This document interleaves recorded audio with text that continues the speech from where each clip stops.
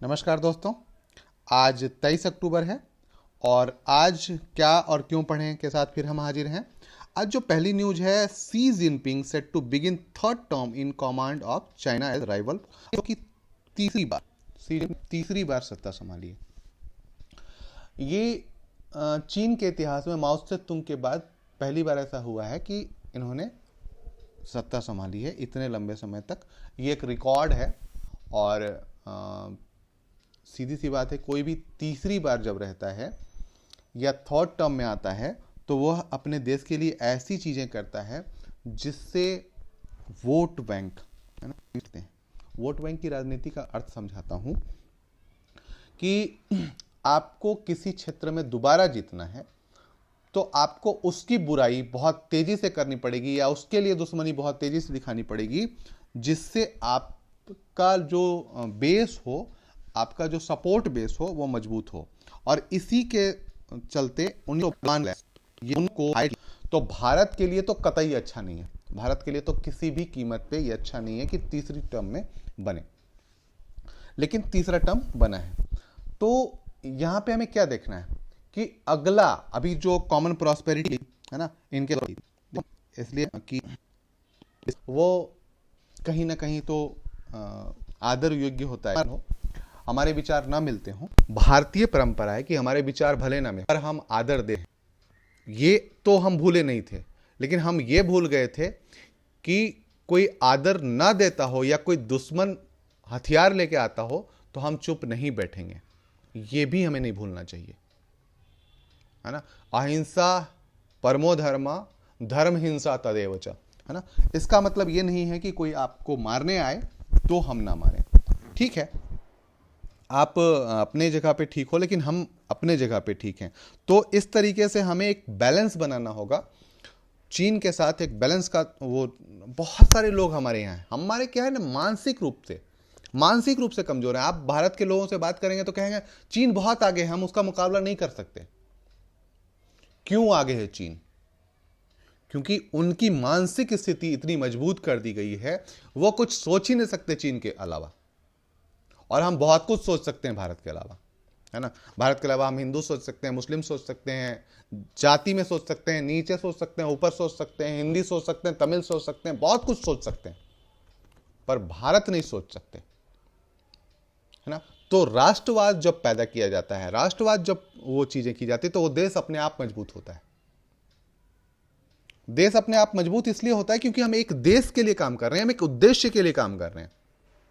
हम बटे हुए नहीं है, हम बटे हुए हैं अलग अलग स्तर पे, वो अलग बात है। लेकिन इंडिया के नाम पे हम एक हैं। ऐसा नहीं कि नहीं एक हैं, पर बहुत लोगों के मानसिक स्तर का जो एरिया है, मैं बहुत लोगों से बात करता हूं तो कहते हैं कि चीन बहुत आगे है हमारे रक्षा क्षेत्र में।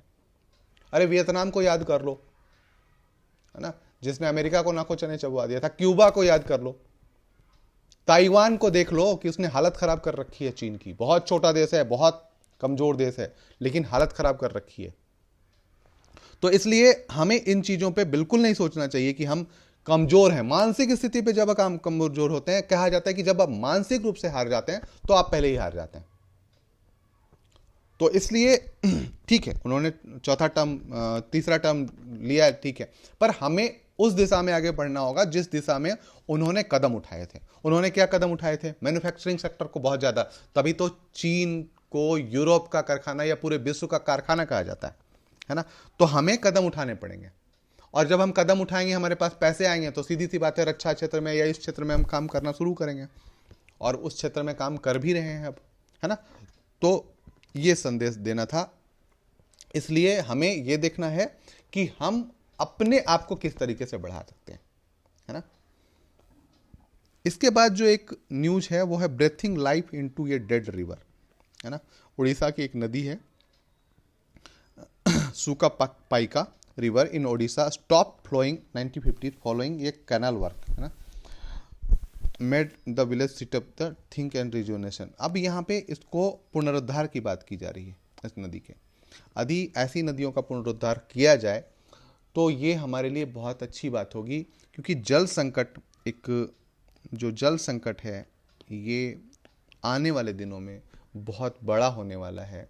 भारत के अभी कई जगहों पे जैसे चेन्नई में जो ग्राउंड वाटर लेवल है बिल्कुल ख़त्म हो चुका है। तो इस तरीके से यदि ये नदियाँ पुनर्जीवित की जाती हैं, इस तरीके का काम किया जाता है, तो ये हमारे लिए बहुत अच्छा होगा। आपको ये देखना है कि और कौन कौन सी नदियाँ हैं जो विलुप्त होने के कगार पे है। आप सर्च करिएगा विलुप्त के कगार पे कौन कौन सी नदियाँ हैं, है ना, विलुप्त होने के कगार पे। ठीक है, तो आप इसे सर्च करिएगा और फिर से बताइएगा। ठीक है, इसके बाद जो अगली न्यूज है वो पेज नंबर 9 पे है। पेज नंबर 9 पे है और इसरो ने जो है कहाँ गया, पेज नंबर 9, 6, 7, 8 एंड 9 ना। इसरो ने है heaviest rocket with 36 satellite on board lift off, है ना। Heaviest rocket on the Indian space LVM M3 M2 on wave India 136 satellite on board took off. आपको यहाँ पे क्या देखना है, आपको देखना है कि कौन कौन से जो रॉकेट हैं वो लॉन्च किए गए। आपको कहाँ मिलेगा, PIB में। ठीक है, इसरो के पास कौन कौन से लॉन्च पैड हैं ये आपको देखना है। आप एक मैप बनाइएगा भारत का, या मैप नहीं बनाना आता है तो आप ऐसे कर लीजिएगा, है ना। ठीक है, नॉर्थ, साउथ, ईस्ट और वेस्ट, इस तरीके से आप बना लीजिएगा।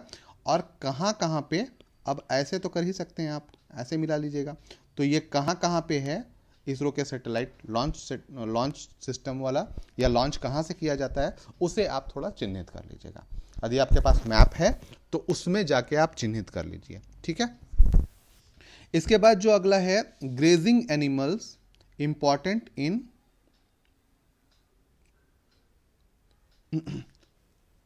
जो घास चरने वाले एनिमल है ना, grazing animal can have significant impact on the stability of soil carbon in grazing ecosystem, find A study.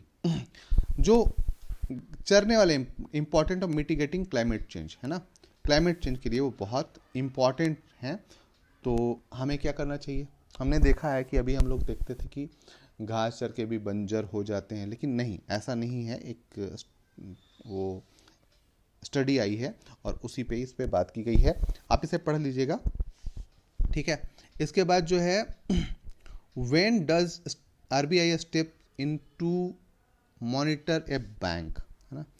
अगली जो न्यूज है वो है ये, when does RBI step in to monitor a bank, है ना। किसी बैंक को मॉनिटर करने के लिए कब कब वो जो है स्टेप उठाएगी। यहाँ पे है, the reserve bank of India has placed Dhanlaxmi bank under tight monitoring with the Thrissur based private bank financial position public scrutiny. अब यहाँ पे ये समझिए कि कई बैंक ऐसे हैं जिन पर बहुत अच्छे से निगरानी नहीं है, कई या कोई ऐसा गाइडलाइन नहीं है जिसके द्वारा छोटे छोटे बैंकों पे निगरानी रखी जाए या वित्तीय संस्थानों पर निगरानी रखी जाए। जैसे अभी आपने सुना होगा ऑनलाइन फ्रॉड नहीं, ऑनलाइन लोन की बात की जाती है, और उस पे कई लोगों के लोन दिए गए, काफ़ी आसान शर्तों पे लोन दिया गया, और फिर उनके जो रिकवरी का टाइम था वो बहुत गंदा था, है ना। उसी पे पूछा, मतलब बहुत सारी चीज़ें करी गई हैं कि किस तरीके से कैसे उठाएगा RBI और कैसे रखेगा इन पे वो, तो इसी पे बात की गई है, आप इसे पढ़ सकते हैं। Why the reserve bank of India increase the oversight Dhanlaxmi bank, यहाँ पे एक खास बैंक की बात की गई है, और बैसल 3 मानकों की बात की गई है। तो आप बैसल 3 मानक पढ़ लेंगे। According to Basel 3 what the capital risk ratio, capital to risk ratio, है ना। क्या, जैसे एक बात समझाता हूँ, आप कैपिटल टू रिस्क रेशियो क्या होता है ना, इसी पे बात की गई है। रिस्क रेशियो, है ना, ये आप समझिए। कैपिटल टू रिस्क रेशियो क्या है ना, CRAR। जैसे आप मान लो कि आप एक बैंक देख लो, यहाँ पे एक बैंक, उदाहरण देता हूँ, एक बैंक है, यहाँ पे आपने 100 रुपये जमा कराए, और आपके जैसे जैसे 100 और हैं लोग जिन्होंने 100 रुपये जमा कराए, है ना। तो ये कितना हो गया, 10,000 रुपये बैंक के पास हो गया, है ना। ठीक है, 10,000 रुपये बैंक के पास हो गया। अब 10,000 रुपये बैंक के पास, तो बैंक 10,000 रुपये रखेगा तो उससे कोई फायदा तो नहीं होगा, आपको इंटरेस्ट भी देना है। तो ये क्या करता है बैंक, इसको लगाता है कहीं पे इन्वेस्ट करता है, किसी भी जगह पे इन्वेस्ट करता है। अब जो इन्वेस्ट करने वाला है वो कुछ क्षेत्र उसके सीमित हैं, उन क्षेत्रों में लगा सकता है, बॉन्ड पे लगा सकता है या कहीं कहीं पे जो उनका अपना है वो वहाँ पे लगा सकता है। अब मान लो यहाँ पे 50 लोग एक साथ पैसे मांगने आ गए, मतलब 5,000 रुपया बैंक को तुरंत चाहिए। अब यहाँ पे तो पैसा लगा रखा है ना, 5,000 रुपये यहाँ पे तो लगा रखा है। अब ये मान लो डूब गया पूरा 10,000 रुपये, तो क्या बैंक दे पाएगा पैसा? नहीं दे पाएगा।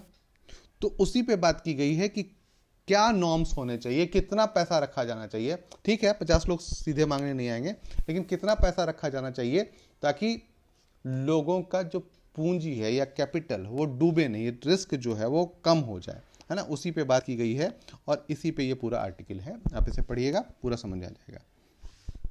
ठीक है, उसके बाद है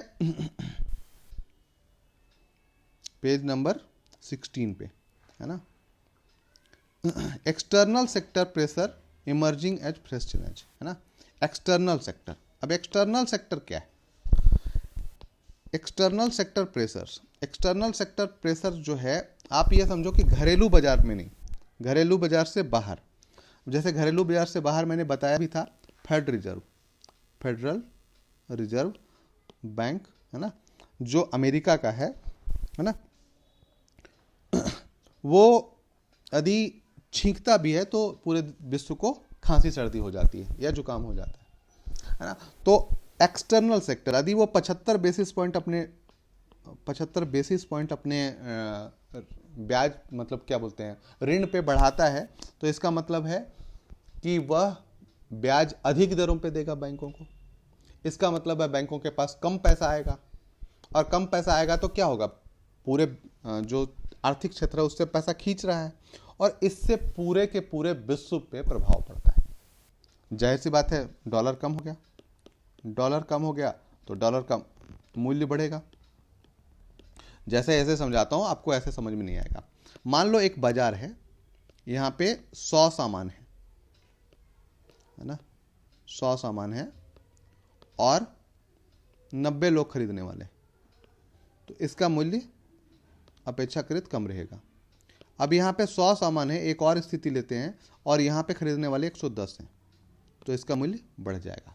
सेम सिचुएशन इसके साथ भी है ना, डॉलर के साथ भी, और इसके कारण से ये होता है। आज के लिए इतना ही है दोस्तों, ठीक है, फिर मिलते हैं कल। क्या और क्यों पढ़ें। धन्यवाद।